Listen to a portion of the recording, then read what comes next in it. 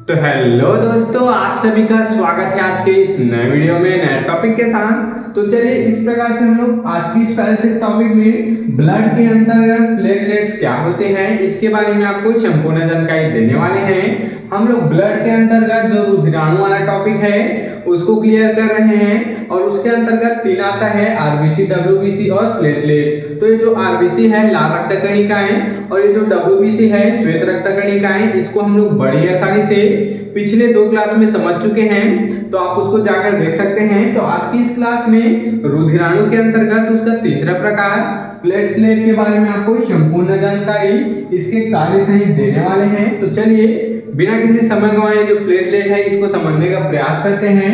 तो प्लेटलेट क्या होते हैं? ये एक रक्त कोशिकाएं होती हैं जो रक्त का थक्का जमाने और रक्त स्त्राव को रोकने में मदद करती है।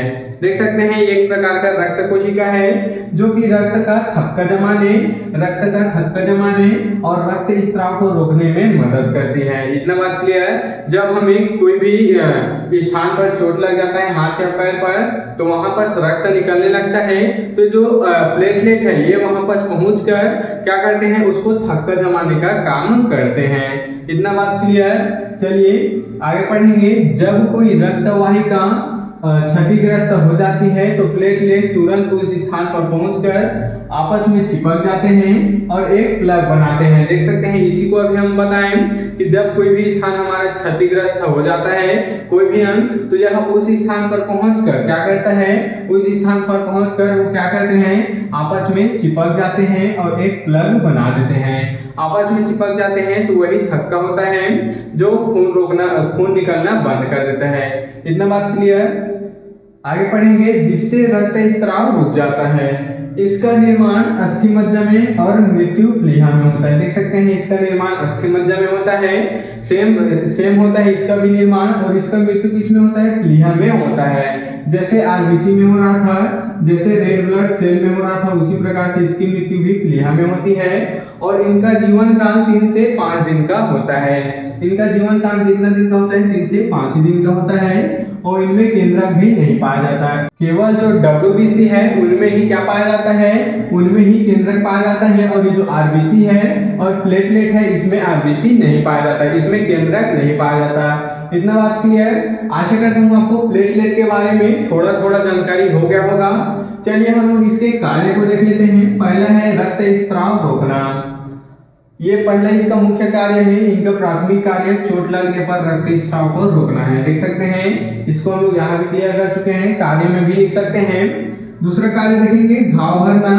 अब ये घाव कैसे भरता है, तो ये क्षतिग्रस्त जगह को ठीक करने में मदद करते हैं, जिसके लिए वे रासायनिक संकेत भी छोड़ते हैं। देख सकते हैं उसके लिए वे रासायनिक संकेत भी छोड़ते हैं। और जब घाव में थक्का जम जाता है खून का, तो वहां पर कुछ पपड़ेदार भी कुछ छोड़ जाते हैं, उसी वही क्या है, रासायनिक संकेत छोड़ जाते हैं। इतना बात क्लियर।